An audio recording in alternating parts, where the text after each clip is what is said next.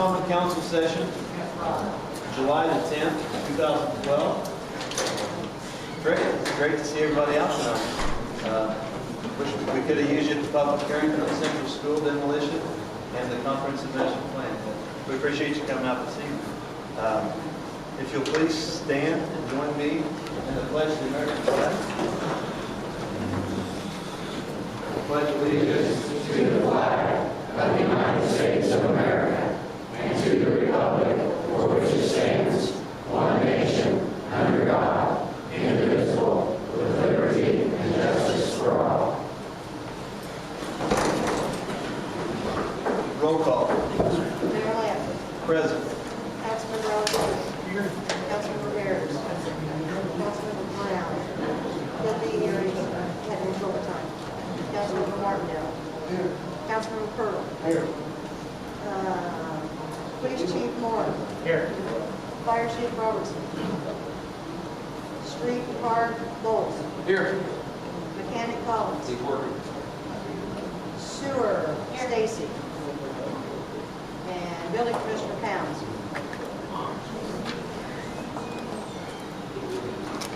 Okay, minutes from the prior meeting. Do I have a motion to accept the minutes as read from the June City Council session? I make the motion to accept the minutes. Motion Alexander. Do I have a second? Second, Martindale. Councilman Rivera. Councilman Pearl. Councilman Alexander. Councilman Martindale. Okay, are there any additions or deletions to tonight's agenda? Does everybody have a copy of this evening's agenda? Seen the agenda? Right up here. Very minutes. Sheriff. First, for those of you that don't have a copy, we'll have Don Anderson from McKenna Consultants. Sullivan Growth Ordinance is item 2. Item number 3 looks like the County Council with Wayne Wampler. And item number 4 is Keith Bernelson. So does that touch on everybody's subjects? And there will be a chance for citizens present to address the council later on.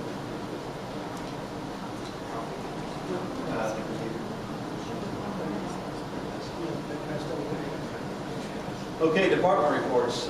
Police Chief Moore.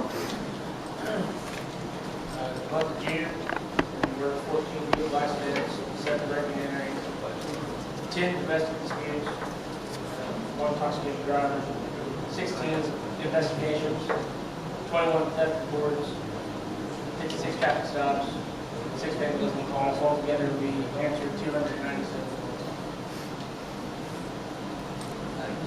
So far, with the department, everything's going smoothly. Been working with the reserves, got them set up for their racing courses to get them out there helping you guys. I've acquired 5 new reserves on top of the ones that we've already had. So I think we got a total of like 9 reserves now. They seem very eager to get out and help people with you guys. So Appreciate that, and also for the record, I'd like to thank the Salt City Police Department for their increased presence on the city square. I've had a lot of good feedback from residents of the city over the past couple of weeks with the trash issue that's been going on for years and years. I don't know if you're ever going to stop it, but we appreciate the dent that has been put into that effort from the department. Fire Chief Robertson, not here this evening. Does anybody have a report from the fire department at all? Okay. Street Department, Mayor Bowles. Okay.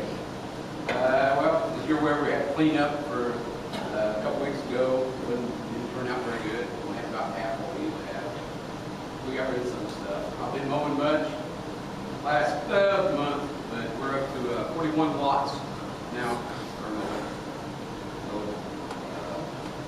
Trimming in the alleys. Brandon and I, Brandon helped me move down to that man over there. Down on Indiana. Had to pick a handicap parking place. They've got them painted around town, all except for one of the post office that don't have a white paint on it. Been working on the fuel tank protection, for concrete at 10:30. I got the safety procedure done, the water works through them. patched some, had sweetened some, and tonight we're taking for it. Started on. Got people from the Crossroads Community Church office, and I have a maintenance report here. They worked some on electrical on the 03 Crown Vic.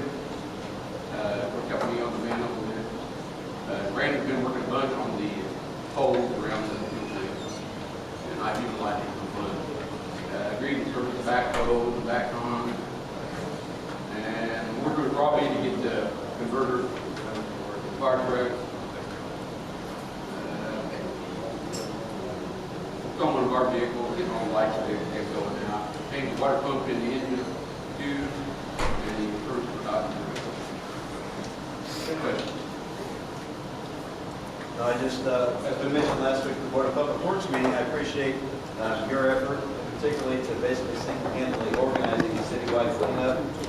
We appreciate your efforts there. I'm sure I can speak on behalf of the council with the same. So, appreciate it. Sewer Department. Okay, well, the month of June, with the maintenance on blowers, compressors, and some various equipment on the plant. Cleaned our effluent, lift station, our effluent that discharge. We've been mowing the plant, some of the streets, it's been too hot. We also took our bi-monthly mercury samples, put the lead, copper, cyanide samples. At one point, our road clarifier tripped out. We had to take the clarifier online, drain, clean it, put the other one on. We only need one online since the flow is so low. We also trained additional employees on plant functions. We kicked off our pre-treatment program in June, which was going to be monitoring grade asbestos and repair the latex. So we took our first sludge samples from our plant and sent them after testing and then submit those items. And then we'll have to keep all that information there at office.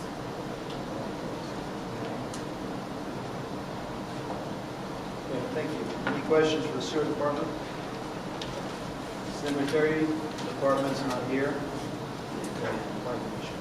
So moving along to new business. Item number 1, I'd like to recognize Mrs. Donna Anderson from Kenda Consultants. Where's Donna? There she is. There you go.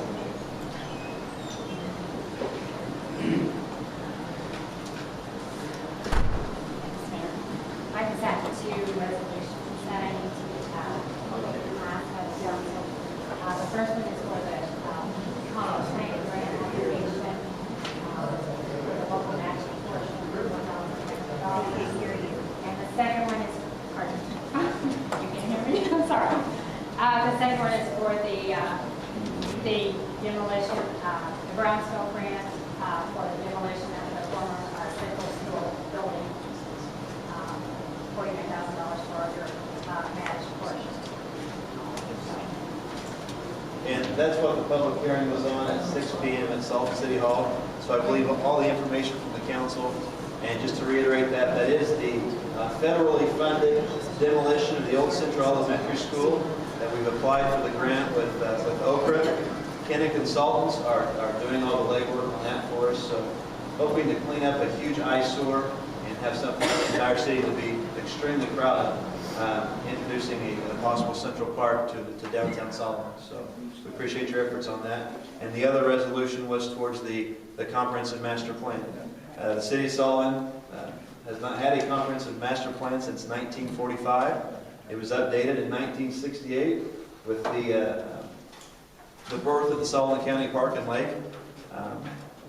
Met with several mayors and communities from all across the state, and once again, if you do not have a plan, if you do not have a plan in place, you can no longer afford to aimlessly wander. You're disqualified for certain grants. You're just totally out of the running. So this is a comprehensive master plan that will actually take everything going on in the city, include all departments, streets, roads, infrastructure, parks, all aspects of the city, and come together with a concrete plan.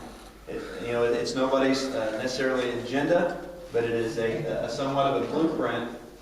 And I'm really excited after meeting with Lieutenant Governor Becky Skillman last week, when I specifically asked the Lieutenant Governor the steps that the city of Sullivan are taking, doing the sidewalk initiative, starting to improve our infrastructure, tearing down our central school, trying to help ourselves, create a comprehensive master plan. Are these steps necessary that cities and towns need to be taking? She said, absolutely, sir. She said, your city is moving 100% in the right direction. So I felt pretty confident that coming from the Lieutenant Governor last week. So that's exactly what this comprehensive master plan plays into, and it receives us, it makes us a lot more eligible for future federal funding. So appreciate your efforts. So we run this kind of just a recap of what the public hearing was just about, and we need to pass a resolution. Do we have a motion from the City Council to pass Resolution 2012-1? Yeah, I'm sorry, -2 for and that's the planning grant?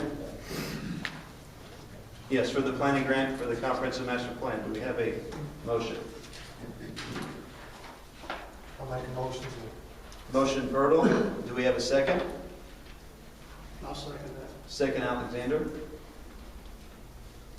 Councilmember Martindale.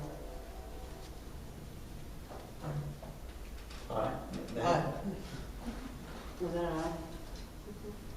Yeah. Aye. Councilmember Brown. Aye. Councilmember Ayers. Councilmember Pearl. Aye. Councilmember Alexander. Aye. All ayes. Okay, and as far as resolution number 2012, this would be -3.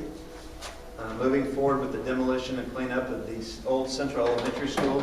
Do we have a motion to move forward with this resolution?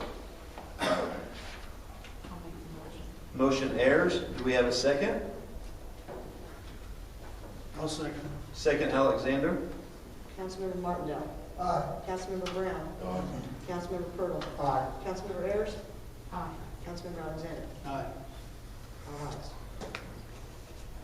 Anything else, Ms. Anderson? No, that's all. Okay. Thank you. Thank you for coming down. Okay, item number 2, Sullivan Growth Ordinances. At this time, I'd like to recognize Nicholas Kyle from Barnes and Thornburg, and also Brian Nielsen from GAI Consultants. It's among you, whomever wants to start. Well, let's let Brian go first, because I wanted to talk about what GAI has been working on since we last met, and then I will proceed then with process and the business that we've got to propose for you this evening. Good evening. My name is Brian Nielsen. I'm with GAI Consultants. Been working with the city to establish a fiscal plan as part of the growth ordinance process, and Nick will be speaking directly to that as part of what his role was. Part of the aspect of putting a fiscal plan together is the evaluation of this area map here. There are some extra maps over on the table. I know it's a little late and everybody's already sitting down, but if you want on your way out, there's enough for about 20 of you. We can get more at that time, later next meeting.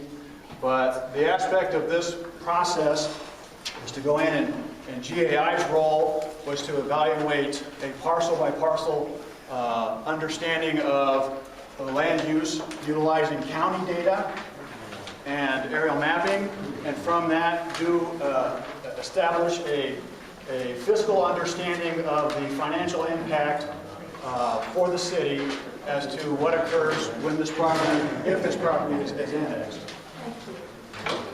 Given that the process for and sooner than later, these numbers will be coming out. The report has been delivered to the city. It's under review, and it'll be under the city's discretion to release the information.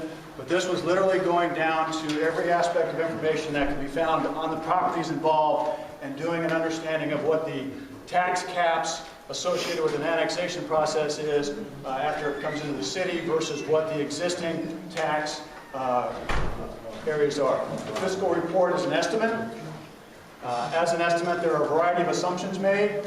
Those assumptions made were that given the properties involved, the property values remain the same, that there were no city tax increases over the 5-year evaluation period, and that the understanding of the land use came from the county assessors group. So that anything that when you start looking at this information and getting the microscope out, it is an estimate, and any discussion on what actually you have done in the past or what will be happening in the future will not be known until the actual numbers are determined and the process is had. Given that, the report itself goes through a variety of analyses. Again, it's in the hands of the council and the mayor for review, showing exactly what services are being provided currently in this area, and they're considered Area A, which is in the north, and Area B, which is in the south.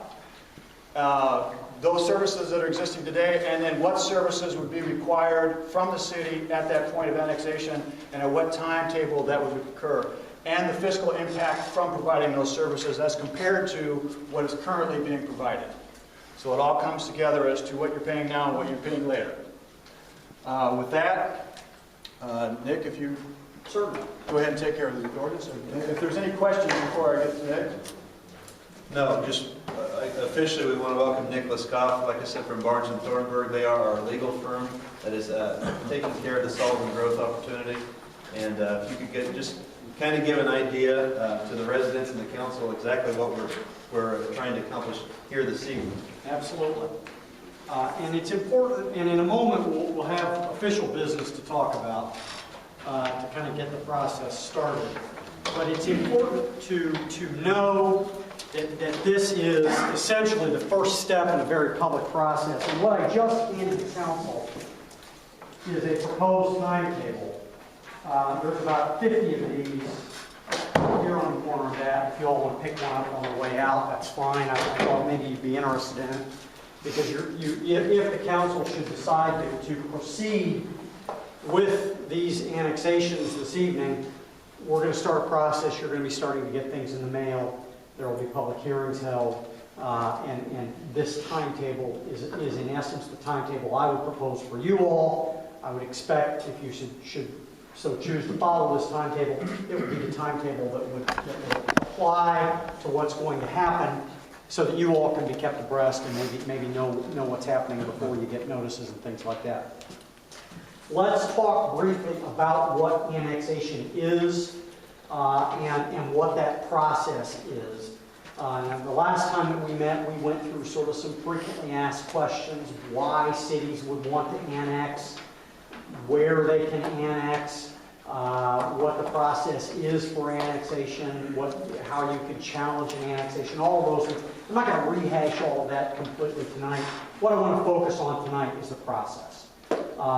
Because it's very important that we stress that what I'm coming to you with tonight is merely the first step in a very public process that is intended to hear from the people. We want to hear what folks have to say so that we can respond to it. Sullivan has its needs. People who are being annexed have their needs. It is the objective to try as best as we can to mesh those needs together. And this is the process. Tonight, I'm going to ask you to introduce on first reading 2 annexation ordinances. The first one will be for this larger area A. The second one will be for this much smaller area B.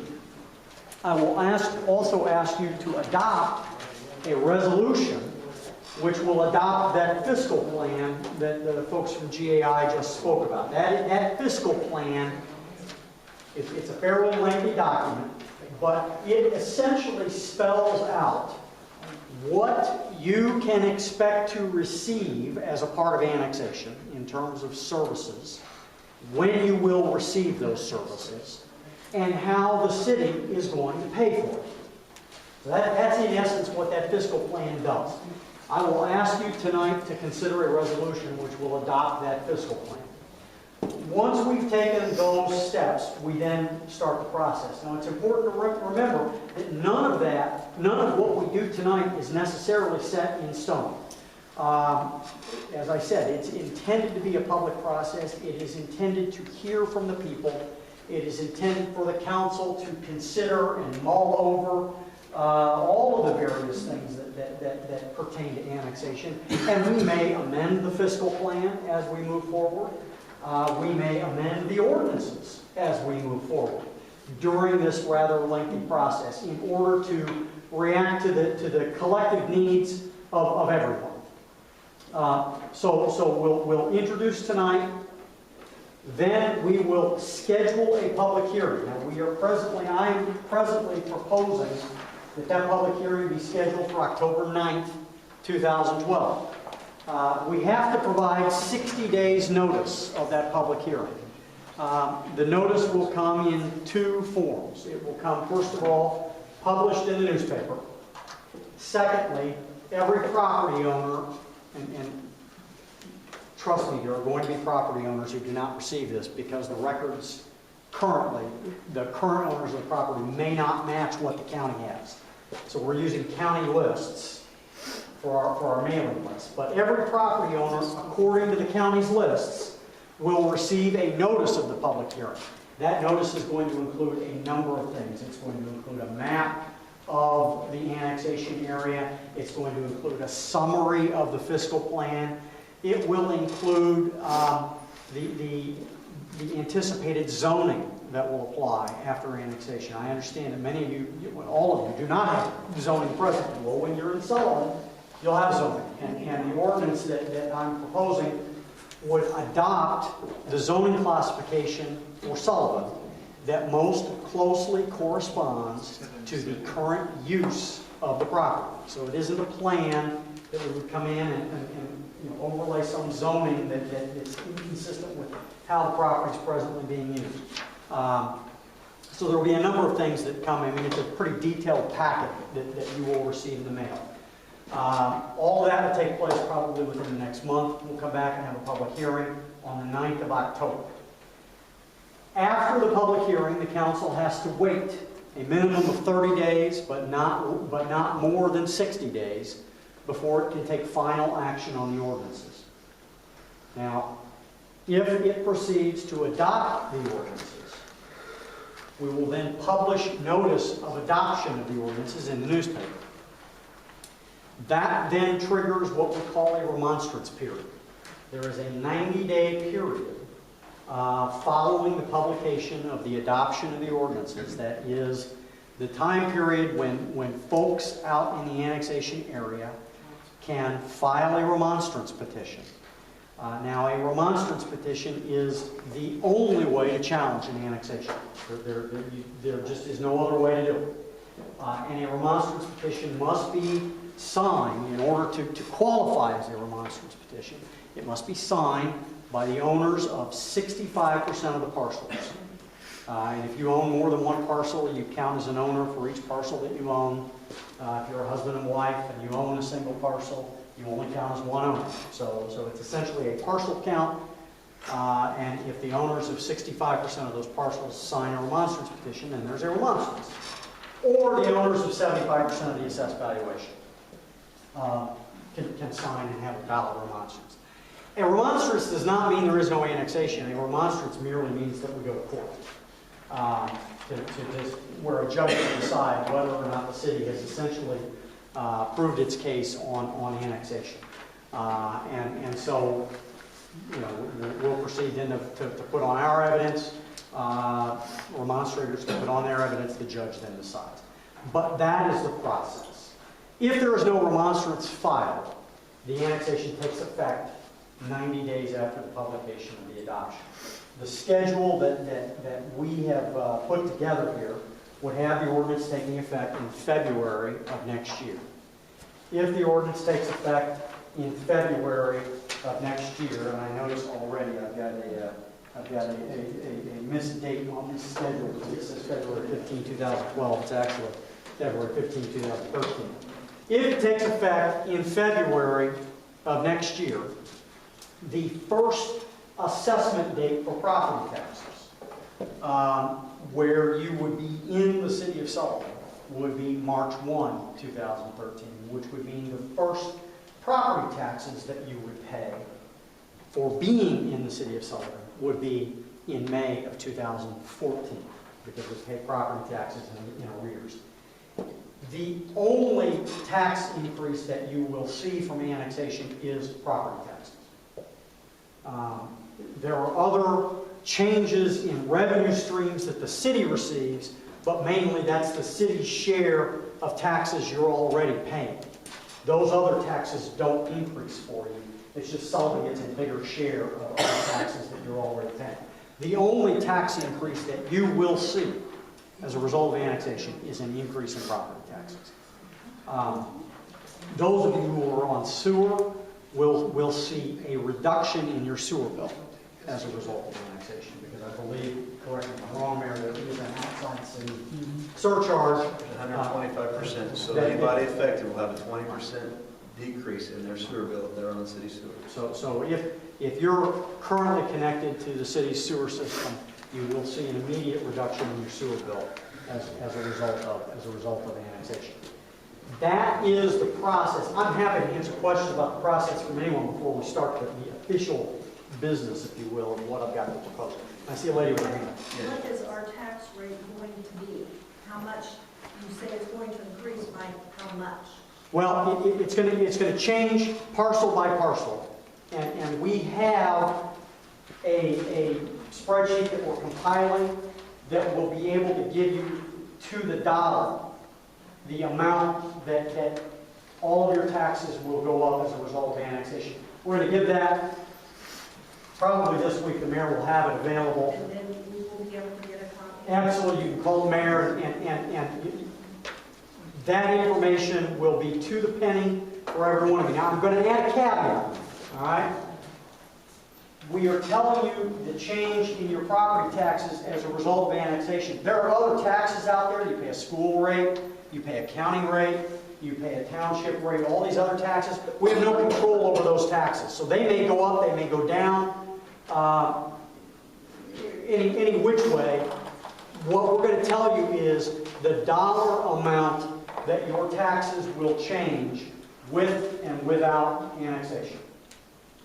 So I have to stress that repeatedly, because the mayor's made a commitment there will be no increase in the Sullivan city tax rate. We can't make that commitment for other units of government. That is correct. And so if the school rate goes up or the county rate goes up, you could see an increase that's different than what we're going to tell you, but it's not due to annexation, it's due to some other tax rate going up.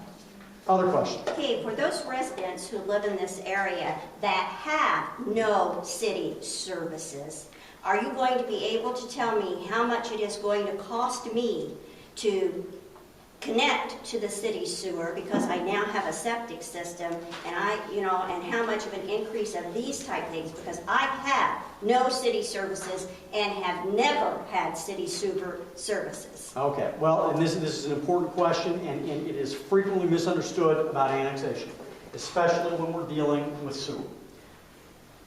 This fiscal plan and this ordinance do not require anyone to connect to sewer. And there's no thing that IDEM is going to come in and say... IDEM could do that now. I mean, whether you're in the city or not. I was under a misunderstanding that if you lived in a city, you could not have a septic system. No. It's incorrect. It's false information. Yeah. There are two governing statutes, if you will, that deal with the situation that you're describing. First of all, the Board of Health deals with septic tanks. Many times, the Board of Health, if you have an available sewer that you're not connected to and your septic system goes bad, or you have a problem with your septic system, many times they'll require, the Board of Health will come in and require you to connect. That's not Sullivan doing that, okay? That's not Sullivan doing that. In addition, there's a statute that allows the city, and this is not limited to in town or out of town. This power could be exercised today. There's a statute that allows a municipal sewer utility to require any property that's within 300 feet of an available sewer to connect to that sewer. It is not required that they do that. It is purely up to the city whether or not it wants to exercise that power. And as I said, it's not limited to whether you're in town or out of town. If they've got a sewer, running 5 miles out of town, they could force any property within 300 feet of that sewer to connect to it. This fiscal plan commits that there will not be forced connection to a sewer, except in the case if we had some health problem. I mean, if there were a public health issue, you had a failing septic system and weren't doing anything to fix it, they obviously have to preserve the ability to say, no, you're gonna hook up to that. But absent that situation, there is no there will be no forced connection to the sewer utility. The sewer utility will be available to you just as it presently is. There won't be any change in sewer service other than you'll pay a lower rate, which is if you want sewer service, you will pay for the extension to reach your property, just like everybody in and out of Sullivan does right now if they want sewer service. And you hook up. If you don't want sewer, you don't pay. You don't hook up. Totally up to the property owner. Does that answer your question? Answers my question. Okay. Any other questions? Well, I have one. What are the 4,300 residents of Solon supposedly paying for on my behalf? According to the article that the mayor said that it's not fair for the residents to do this. And what are they paying for that I am not paying for? I would say probably the two most clear examples of the subsidy that we got are police and fire. You all receive the same fire service that Sullivan residents receive. It comes from the same fire department. You pay less for it than Sullivan taxpayers. Yeah, but we pay for it. You pay through the township, but what you're paying for, what you end up paying, is less than a city resident pays. The other thing that we've got is that the police department is making numerous runs, and we get asked into this annexation area. It's much more than mutual aid. That there's no payment coming. No payment whatsoever. Those are two very large items in the city's general fund budget that are being paid for by folks in Sullivan that aren't being paid for by folks outside Sullivan, or not being paid to the same extent.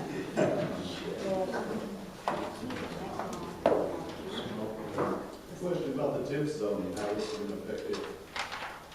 The ordinance, and in fact, what I'm going to suggest, I don't know how you typically do things in terms of first reading on ordinances. I'm going to suggest we read the ordinance in full tonight, and I'll read it so that it's clear what it says and what it doesn't say.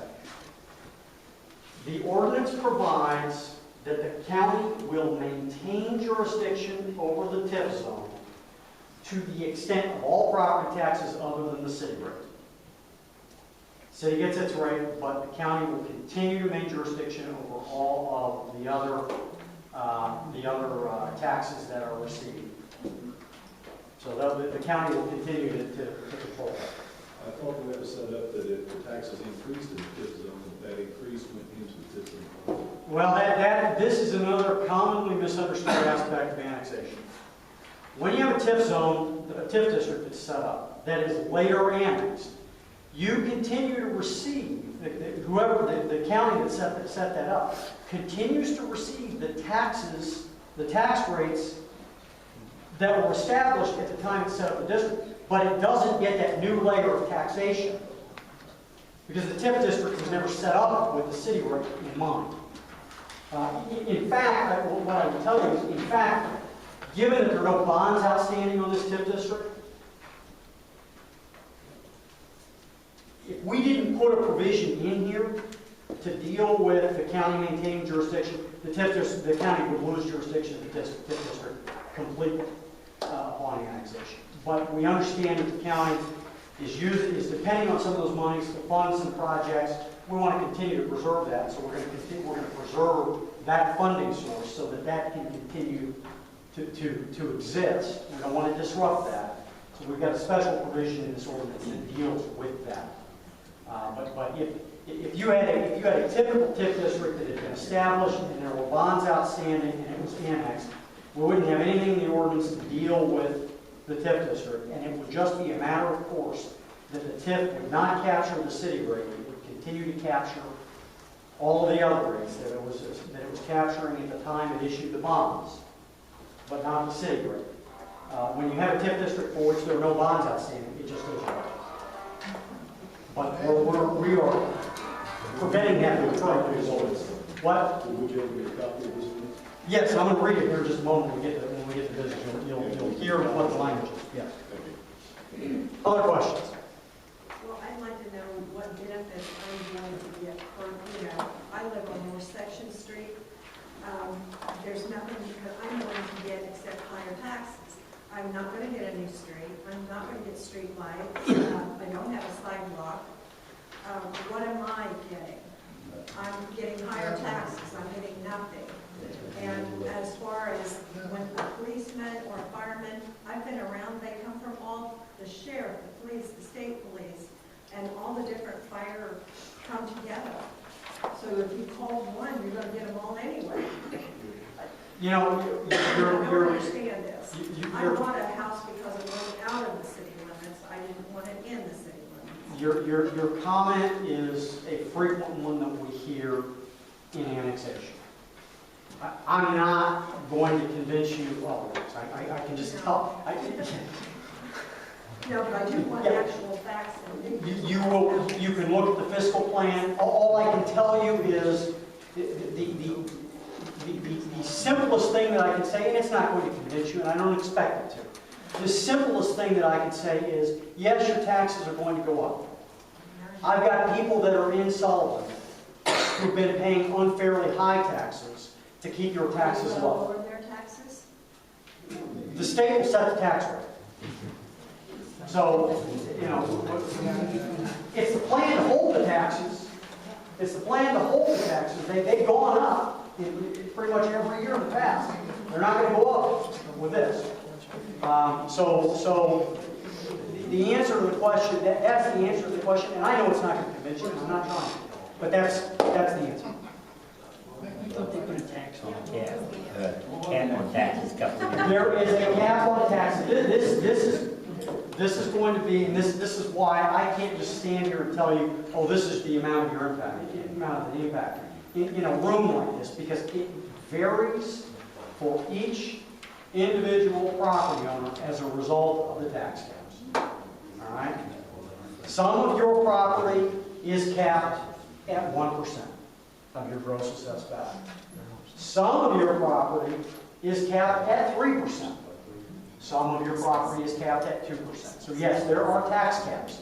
Yes, they will impact the taxes that you pay and the revenues that the city receives, and it will vary for every single one of you. It's an individualized calculation, and it will be in the information that's available at City Hall. But, so if your, our roads now are county roads, they're going to turn into city roads, Yes. and they will maintain those The roads? city will maintain them, they will plow them, they will repair them. When they need to be replaced, the city will. And I won't get sidewalks or streetlights? No, they will not.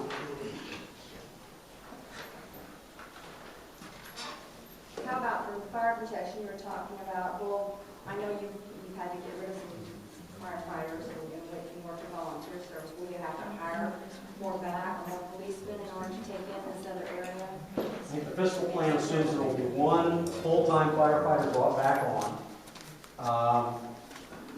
Understand that we're already providing the fire service. Police officers. Okay, all right. Police officers. Saw another hand up. I understood right when I read the paper, because I'm in the county too, and I bought a house in the county because I do live in the city. I don't have a paved road, I don't have streetlights, I don't have any of the amenities. If I call 911, they tell me they're sending the county, they will not send the city. And if I understood right when I read the paper, that in 3 years after this ordinance is adopted, then maybe they'll consider taking care of my road, and maybe they'll consider taking care of what I need. So I don't buy the bit that I'm paying low taxes while the city's paying high taxes when I don't have half of my pay bill. Well, street and road maintenance will begin within 1 year of the effective date. Capital projects become available within 3 years of the effective date. So that may be the confusion. Okay, what do you consider a capital project? A road reconstruction would be a capital project, and I'm not telling you all that you're going to get new streets in 3 years. You get street construction in the same manner in 3 years that is presently provided within the city of Sullivan. Now, what that means in the city of Sullivan is there's a priority list set up of here are the street projects that we need to pursue. Here's the money that we've got to spend. When we've crossed off our priority items and we run out of money, we're done with capital street projects for that year. Within 3 years of the effective date, your streets go into that priority list just like every other street in the city of Sullivan. I got a quick question on that. Are you talking about the area there north of the Little League Yeah, I'm Diamond? talking about State Street. Right, that is on item number 4. Yeah, I know it is, but Yeah. I wanted to know, because when I read the paper, the way I read it, it said it was like a 3-year window before it even went on the table. Sure, and that's something, you're kind of in particular, and Keith, you guys are obviously affected by this, but you're already currently city residents. No, I'm not. You're not, but Keith, I are have property you? in the city, but I'm in the county. Okay, but the property we're talking about, the road you're talking about, is in the city limits, it's just never been paid due to the original. There's a portion The of majority of that it is in county. the city, there's just a small Yeah, there's portion just of a it small that's not the portion of city, it, yeah. and she's in the full. Okay, but your streets are going to be addressed here in item number 4. I just wanted to Yeah. know if I understood him right in that window. Right. What about trash pickup? Trash pickup will commence, yes. What if you don't want it? You're gonna have to pay, if you're out, you're gonna have to pay. What's the present? Is it mandatory participation in the trash pickup program in town? Yes, when I talked with, and I'm just using this for example, when I talked with Mr. Walkup, who lives north of town, it was my understanding from him that his trash rate was $45 every 3 months. The city of Sullivan charges $12 every month, so actually there will be a $9 reduction in his division. I don't know what you folks pay for your trash pick. All I'm talking about here is just north of Sullivan. There will actually be a $9 decrease over a 3-month period. Yeah, there is a limit. And there's a limit on what you pick up in the city, correct? $4. Yeah, you can have 4 bags. A certain size, right? I could put out 6 containers. And you know what? Issues like this, I welcome this discussion, truly do, because I strongly feel that everybody. Things that are very important. Sure, very, very much so. And if I were living in your home, I totally understand. I totally understand why you would have a question, why you would want to know, and I really appreciate you coming here this evening and asking some of these questions. It is my understanding of this procedure this evening that we are introducing an ordinance. We are introducing an ordinance. As this well states, you will have a public hearing. You'll have 90 days to prepare. I assure you, before any of this is voted on for a final vote, I can't say you'll 100% agree with the city, but you will be 100% understanding exactly what you get and why you're doing it. I made that vow. You referred to my statements in the paper. Whether you like me or dislike me, I will personally come and chat with you. To each and every single person, one-on-one, we'll sit down with your packet and we will go through this line by line. I've asked our attorneys, give me as much information as you possibly can because I want to personally see the folks that are affected. Because I totally understand. This, and not to get off, like I said, we have plenty of time to go into full discussion over these next 90 days. But I want to make sure everybody is clear and that they don't get their information, like I said, from Johnny on the street. Because unfortunately, people will purposely misinform you. Anybody that's adamantly against this, they're going to try to do that. So I pledge to you that this is 100% trying to move our city forward. There are some services that are overlapping.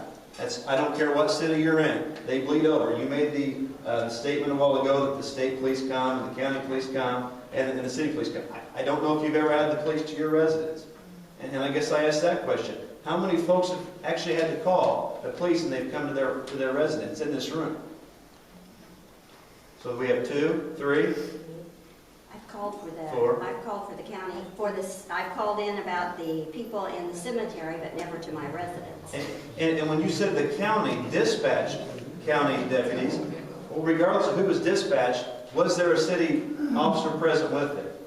I mean, I have a radio at my house and I hear city officers daily going to Sullivan Walmart, trying to assist, trying to back up. They're going to the Sullivan Hospital constantly. And these are things that, like I said, further in this process, we'll definitely discuss.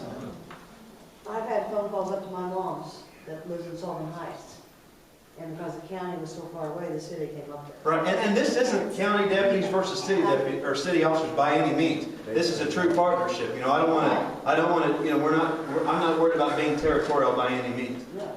But these services are bleeding, and it's real simple.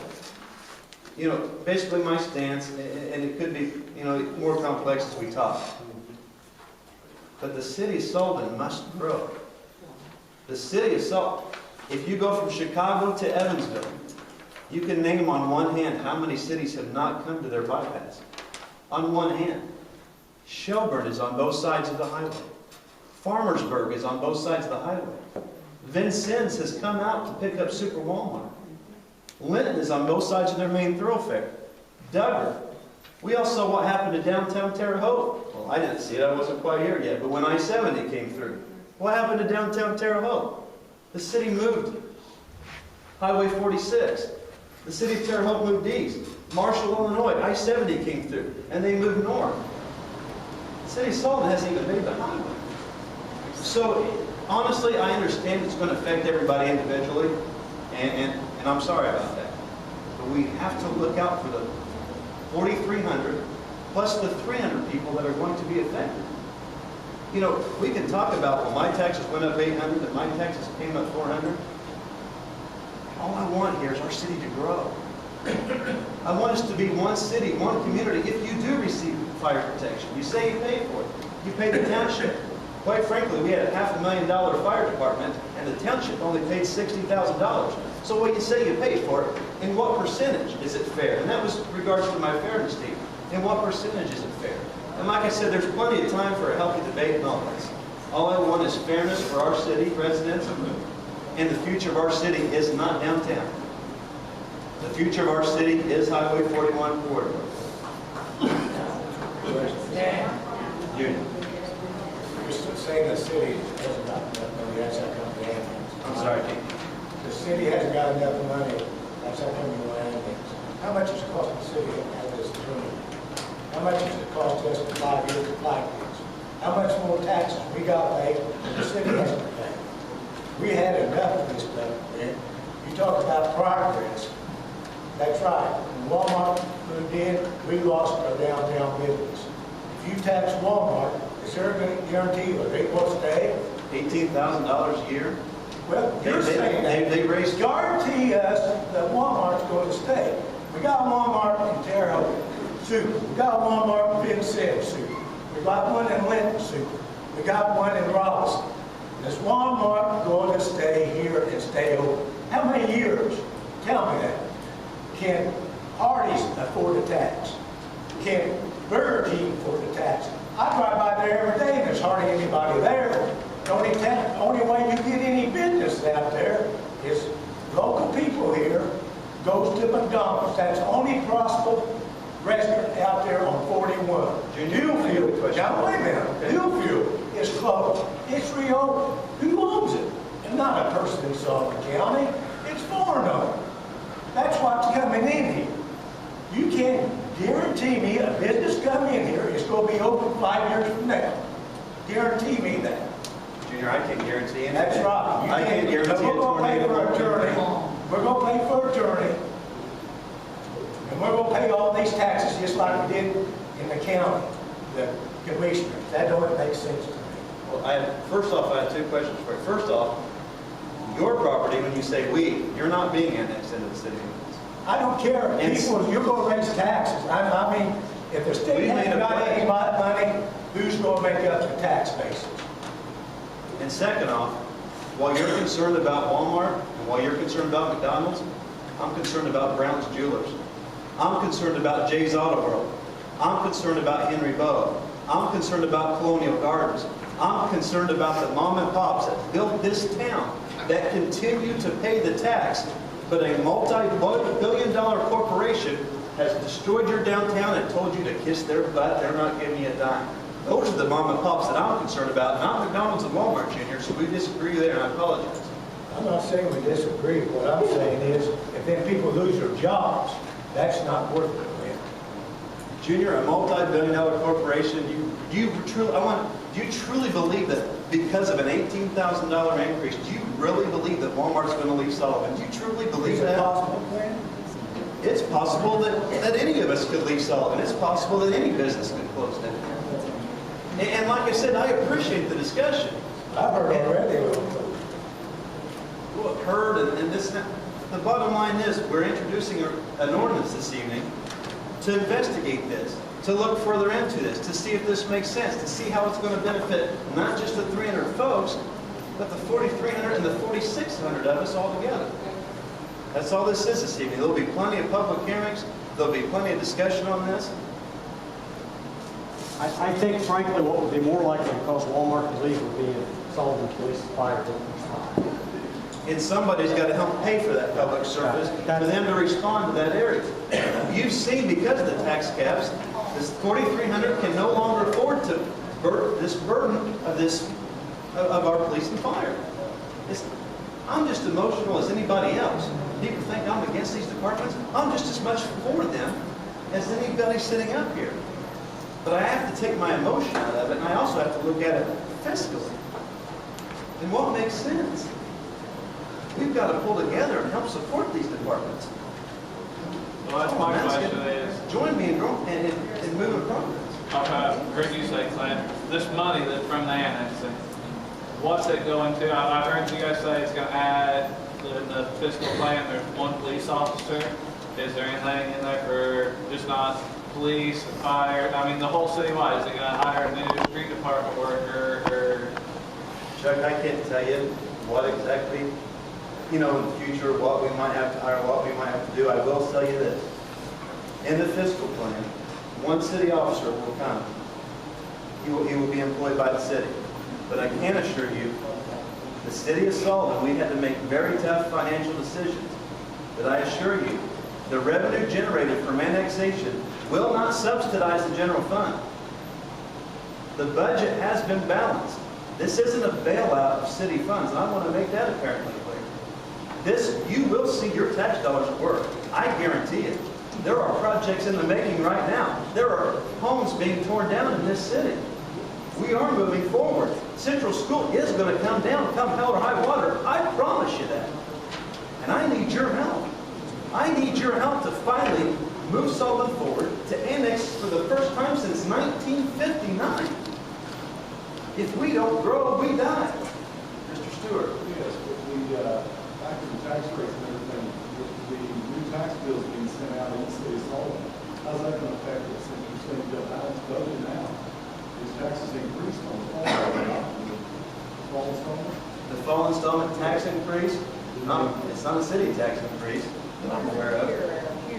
We're going to receive, we should receive more money because taxes went up.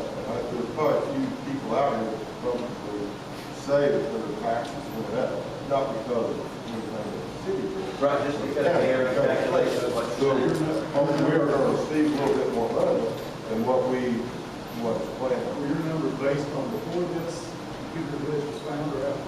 When we cut our budget, that was based on the information that was provided to us from the state at that time, before the year. You are correct.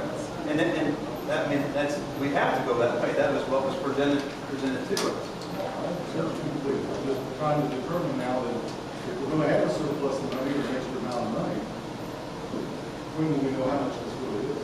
Well, I don't know. The state would have to answer that question when we find out how it's going to hit our budget. But like I said, I can assure you. I see you're just going to vote on adopting an ordinance tonight. Adopting an ordinance tonight. But the gentleman did say that we will have a spreadsheet done next week with the numbers on the tax rates. That's correct. Wouldn't it be better for us to wait until we know what that is before we vote? Well, a couple of things. First of all, what we're voting on tonight is nothing that's final. What they're voting on tonight is to start the process. That's first. You got to start somewhere. Second, the spreadsheet that I'm describing is an individualized by property owner tax impact on the assumption that the city tax rate remains the same, which this mayor has pledged it will remain the same. It's not an attempt to reconcile the city's budget based upon errors in calculation that may have been made in distribution of revenues. That's a completely separate thing. If there's additional monies that are generated that would allow the city tax rate to lower, or that would allow the mayor to pursue one of the projects more quickly than he otherwise could, That's what that'll do. The spreadsheet that I'm talking about is not an attempt to set a city budget. But is the basis going to annex to be able to bring the money to the city? No.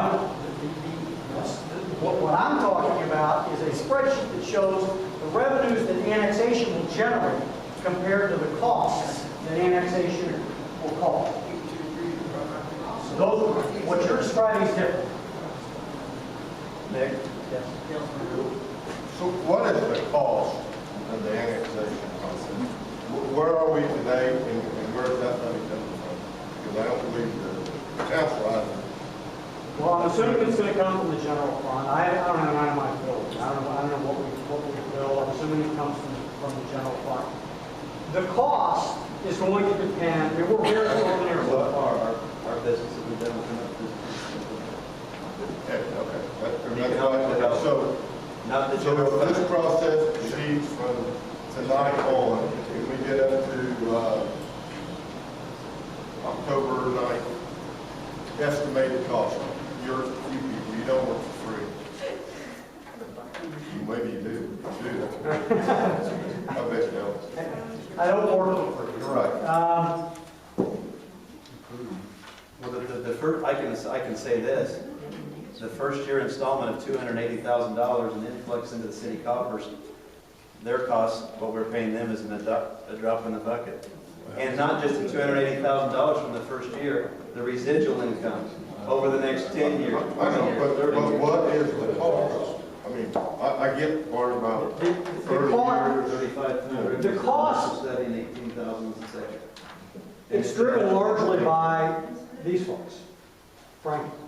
I mean, you know, if we just send out notices and we come and have a public hearing and there's not a great deal of reacting and responding, then it's a very low cost. If there's a tremendous amount, then it can be significantly more. It largely is driven by the public process. And that's why I'm struggling to put an estimate on you, because I'm sitting here reading the room trying to judge, you know. That's where I'm struggling. I have a question. The schools and the hospital, they don't go by the same rate, so you're not getting anything from them, I take it. From those two entities, you're correct. But the development that is the result of the hospital being there, the businesses that have come around, the assisted living facility, all that. I mean, those two, you're right, those two entities don't pay property taxes anywhere in the state of Michigan. But the development around those areas do. I've got a question. You keep saying the city wants to see them. Doesn't the county have any state store of holdings in the county? No. County has no say. You mean anytime the city wants a piece of the county's property, they can just go out and take it? Well, it's not. Without the county doing anything about it? Well, without the county doing anything about it, I would quarrel with the characterization, we want a piece of the county's property. You're still in the county.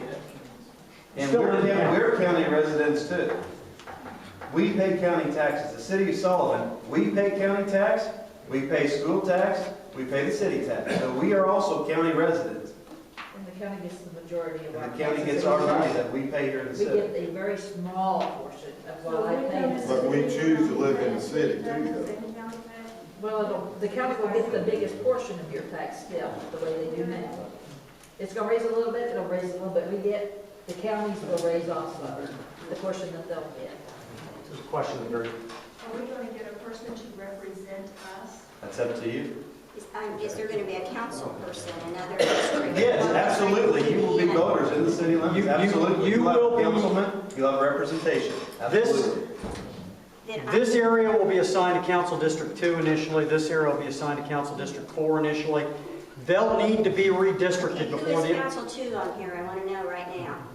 Okay? They'll need to be redistricted before the first election to make sure we got one person, one vote.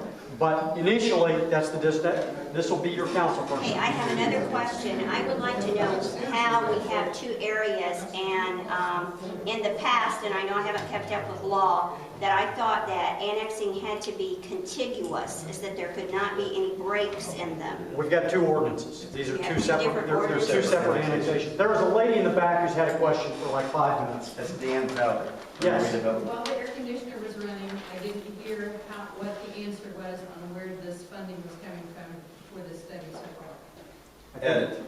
Economic development. Okay, from the city's portion, not from the Correct. Sullivan County redevelopment. The redevelopment commission is not paying for any of this, the county's not paying for any of this, it's the city taxpayers edit funds. Okay, wanted that clarified, thank you. Other questions? Okay, then what I'm going to do is turn to what I would call the official business and what I would ask to do for you to consider.